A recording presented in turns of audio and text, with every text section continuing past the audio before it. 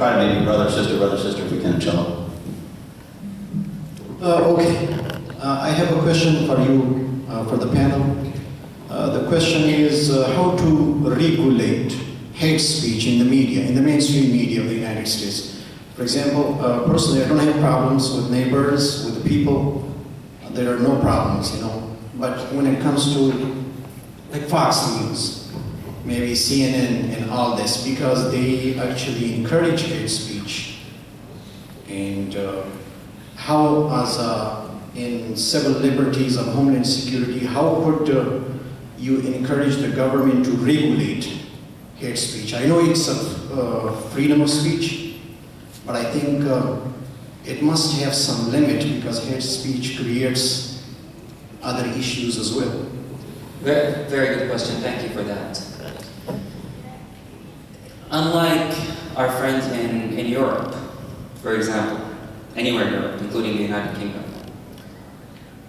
they don't have the First Amendment. They have nothing that compares to a First Amendment. Freedom of religion is regulated differently. They have state-sanctioned religions, state-funded religions. You have to be recognized as an official religion to be able to operate. Our country is different. You want to build a mosque, you build a mosque, you follow the local codes, and you build a mosque. The government has nothing to do with it. Same goes for speech. We're very hands-off as a government. It's by design. That's how the country was created. But you raise a very, very strong point. Where does hateful speech cross into hate speech? There's a threshold as far as the federal government is concerned. Unfortunately, that threshold is so high that the outlets you mentioned Fox News and others, are able to operate completely within the realm of the law. Completely. Because hate speech has to be insightfulness towards violence against an individual or a group of individuals that are defined. So if somebody says, I'm going to go firebomb the mosque in Hoover, that's hate speech. That should be investigated. That's the government goes in and does its thing.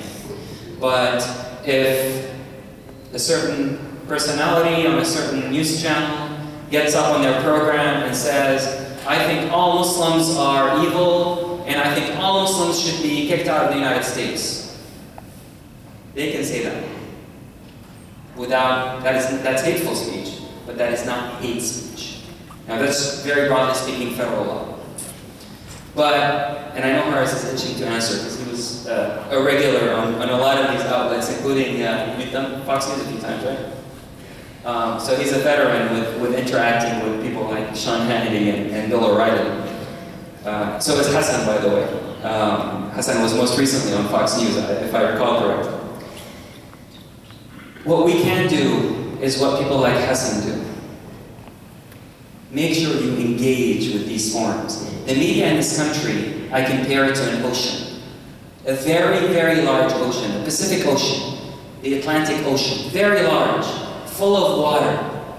But it's all currents, all different currents. The waves doesn't go only one way. When you look at it on the beach, you look at the ocean, the waves is coming one way, right? Just towards you, towards the beach. But once you're inside that ocean, you dive, there are no waves. It's not going one way or the other. There's many different currents, and guess what? You can create your own waves in the ocean. Create your own waves. Build a very big boat and create your own waves. That's the media in this country. You build a very strong boat, a very big boat, and you delve into that ocean and you create your own waves. And that's what Brother Hassan does. I saw him recently, mashallah, on Fox News, and he definitely created his own waves. He was able to capably address that issue and not let the person try to define what he's about. So that's what I encourage you to do. That's what I encourage our community to do, is to make sure that you're engaged in that ocean. Don't simply stand back on the beach and say the waves are coming this way only. Go inside it, you'll see differently. Sisters? Any sisters have a question? There's a microphone here for the sister. Oh, did you want to I'm sorry, guys. Just one quick thing. I think Karim covered it. I think the one thing just to understand is that when it comes to the media, when you're standing, as Karim gave the analogy of the beach, when you're standing at the beach, the waves are coming towards you.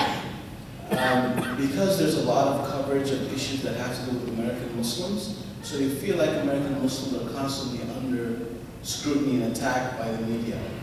But it's really the same with a lot of other issues as well. I mean, if you watch Fox News on the issue of immigration, it is the same exact stereotyping probably with the Latino American community, with various other communities, right? So it is not just one community. Unfortunately, when you live in a diverse society and you've got, you've got the laws and regulations that we have intentionally. I mean, if you look at the number of daily attacks that Fox News does against the President of the United States, I mean, the whole conversation around him not being American, that was a pretty intense conversation. Imagine saying that about another president in another nation. You probably couldn't get away with that. But our laws are specifically designed for even the most ugly of speech to be allowed. And that has its positives, and it also has its challenges and negatives. But it weighs, how we are supposed to weigh that and counter that is actually through building coalitions and engagement. And that's the best way to do it. I mean, according to the Washington Post, on an annual basis, there's a poll where it looks at attitudes of American Muslims. And every year, it's the same story. If someone personally knows an American Muslim, their attitudes toward them are much more positive. If someone doesn't personally know them, it's negative. And so what a lot of communities will do is take the onus on them to create, as Karim said, build a counter-narrative and push back. And I think part of why we're here to reassure you that you need to continue to engage, that you need to continue to push back, and that you as a community cannot shy away from that public engagement and public discourse, because then you allow the extremists to take over. One thing I want to add, I mentioned the call we had with our friends in Texas last week after the incident. One thing we offer back to the communities that we speak with, and you may be wondering why there's a sign-in sheet in the back, we have some sign-up sheets, is this behind me. It's called the Incident Community Coordination Team. This is what we did last week with our friends in Texas. And I think Hassan might have been on the call, or maybe someone from his office was on the call. In the immediate aftermath of an incident like that, our office has the authority and capability to have everybody on a phone call, basically a conference call. It's a web-based conference call through Verizon, where we include officials, senior officials in Washington with local community leaders on the ground to filter through that media spectrum.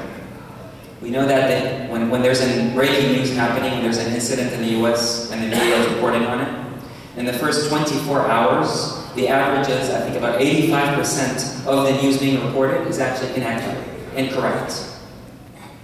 And it's been very well studied. So the media is actually not a reliable source of information in the immediate aftermath, 24 hours after such a national incident of national significance. So we created this mechanism where we're able, when this happened, for example, or when there was the marathon attack in Boston happened, we did it actually twice in 3 days. We get on the phone. We include very senior people at the Justice Department, at Homeland Security, at the White House, and then depending on the issue, so in Texas there was when the Fort Hood attack happened, for example, we had people from the Department of the Army and Pentagon on the line, talking directly to community leaders in Texas or in Boston, telling them, here's what we know what the media is reporting, but here's what we can tell you, and then hearing directly the concerns of the community live on the ground. That's how I knew what I knew about Irving, Texas, with this school of 560 students. They actually told us this on that phone call. We were able to communicate with the chief of police about the concerns directly that day because of that issue. So, because this community is experiencing this extra scrutiny, we can definitely include you in future conversations. Inshallah, we don't have to use it, but if history shows us, we have had to use it, including recently. So if you sign up your email address, we will basically add you on our email list to invite you to this ICCT when it's activated, and then you can choose depending on the issue if you want to call in and listen or not. If it's a local issue, obviously it will be of interest to you. I also want to emphasize, and there's a reason I think why Brother Hassan has made sure that he's joining us on Skype, even though he couldn't make it. He's, as you know, from CARE, the civil rights lawyer. The lists that we have, our stakeholder lists, I showed you all these the cities where we talk to people and meet with them regularly. They're legally protected. They're legally protected from being shared outside of our office, CRCL. So if I say if an agency like USCIS, even the Immigration Agency, if they're having an event here in Birmingham and they want to meet, they say, oh, we know you met with the Muslim community, can you send us their email addresses? We want to invite them to a language training issue or something. My response has to be no. I'm sorry, I can't share that list. It's illegal for me to share that list. What I can do is send me your announcement, and I will gladly forward it to people in Birmingham, and then they can choose to respond to you if they choose to. Our Office of General Counsel, our lawyers, will come down on you very hard if one of our lists is leaked out outside of our office. It's actually illegal. So just for those who may be thinking twice about the whole trusting authority thing that I know some people consider. So are there other questions? Are there any questions from the sisters? You have them? Okay. Question is, the young boys and girls, when they are intercepted and brought back before they leave the country, are they penalized in any way by DHS, or are they under scrutiny for the rest of their lives? Can they lead normal lives at all? I can give you the example. Number one, DHS has no authority to, you're probably talking about the Justice Department in this case. They're the lawyers, they're the prosecutors, it's not us, it's the U.S. Attorney's Office. And the example that I gave in Denver, the 3 young girls, one was 15, 16, and 17 years old. When they were brought back from Germany, they landed, they were given back to their parents. They did not face prosecution. The U.S. Attorney in that case decided that they were to be treated as victims. They were victims of online predators. And so they're back in school. At least 2 of them are back in school. I don't know about the 3rd one, so I want to be totally transparent. The 3rd one had some social issues where when she came back, she's still with her family, obviously, but I don't know if she's returned to school. But the other 2 are back in schools, in their school, leading a normal life. Now, will they be, very valid question, will someone like that be able to travel again on their own? Say they want to go to Germany again just innocently for vacation. There's a high likelihood that they have been placed on a watch list because of what happened with them. I can't tell you about those 3, but if something like this does happen, it is possible that someone like that will end up being placed on the watch list. Not necessarily no-fly list, but the watch list, which means they'd have to go through extra steps and extra screening questions before they're permitted to travel. I hope that answers the initial question. Okay, we have one here, and then I'll come back here.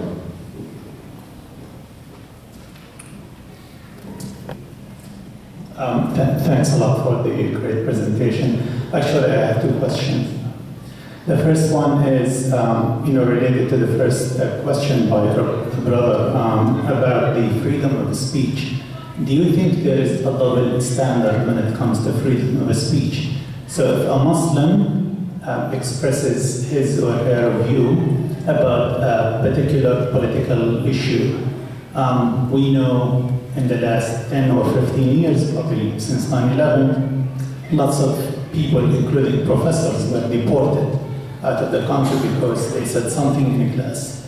So when it comes to political, freedom of speech, do you think that we are, or the government of Homeland Security is more biased towards the American system than the other, or the Islamic? The other point is about the second question, which is actually the 181 people who left the country. If they choose 6 months later to come back and they made a huge mistake, but they were in Turkey or in Syria or Iraq, what are they considered terrorists? Would the U.S. allow them to come back? Okay, I'll take your first question. I actually agree with you. I agree with you. Is there a double standard? There could be a double standard. I'm familiar with the Al-Najjar case. I'm familiar with the Al-Aryan case. The two professors who were deported after 9/11. Al-Aryan most recently as a result of the agreement, to went to Turkey actually. So, have the authorities scrutinized our communities since 9/11? Of course they did. I made a living out of it. I spent 10 years suing the government because they were scrutinizing our community. So yes, was there scrutiny of our community? Yes. The answer is yes. Well, how do we address it? Is the other question. How do you fix it? How do you fix it? We have to fix it, right? Is it by simply sitting at home and saying, oh, everybody's against me, I can't do anything, it's all a bit, everybody, they're against us. They're against us. We can't do anything. That's not the answer. The way we fix it, we mentioned all about empowering engagement.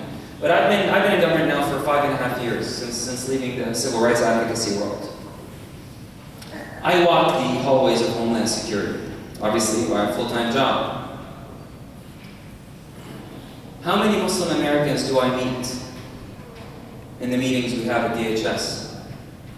How many Muslim Americans do I meet at other offices at DHS? Or at the Justice Department? Or you know what, at the FBI? Have I met any Muslim American special agents at the FBI? Very few. Very, very few. Unfortunately, disappointingly few. So, one thing, I think we're fortunate, someone like Horace and me and a few others, we're known to be Muslim American. Nobody goes and says, oh, you're Jewish American, you're Jewish? Can you tell me about it? Nobody says that because there are a lot of Jewish Americans in that agency. Nobody goes and says, oh, you're Catholic. Come on, I want to talk to you about something, I want to ask you a question. They don't do that. But to Horace or to me, oftentimes, we're the only Muslims sitting around the table, and even the issue could be addressed by anyone that look at us because they know we're Muslim. Because we're rare. We're so rare in the federal government. It's very strange. A Muslim in Homeland Security, a'udhu billah. Why should it be so rare? Why can't we have an Assistant Secretary of Homeland Security who's a Muslim American? Or the head of the FBI who's a Muslim American? Because trust me, it makes a difference. That goes back to your first question. When you're not sitting around the table, sometimes you're the meal. Keep that in mind. And so that's really my response. My second, your second question relates to, remind me please? Oh, if they choose to come back, yes, of course. The people who left, and we know for a fact, it's not just people who left, we know for a fact have either joined or lived under specifically Daesh in Syria and maybe Iraq. That's a very complicated legal question, to be honest with you. It highly depends on, it would be handled, number one, on a case-by-case basis. There's no question. There's no rule, over-encompassing rule. Always case-by-case basis. But I can tell you and that's handled by the FBI and the U.S. Attorney, the Justice Department, the investigators and the lawyers.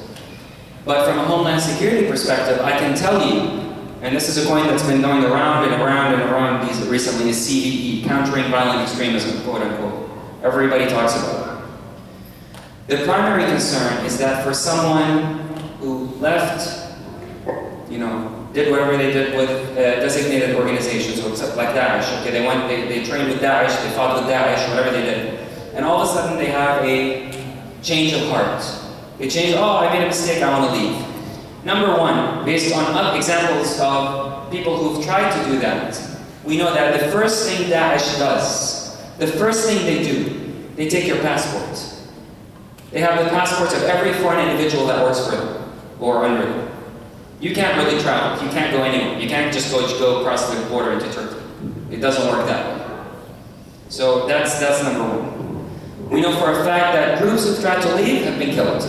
We are aware, and it's been reported a little bit in the media, that there have been actually firefights with machine guns between Daesh members who are trying to leave, who are foreigners trying to leave, and Daesh members who are trying to make sure they don't leave. So they don't want people to leave once they come. Number two, the concern is, what if someone comes back and they say, I changed my mind, forgive me, and comes back home. It could be very legitimate. But I mentioned from a Homeland Security perspective, the biggest fear right now, especially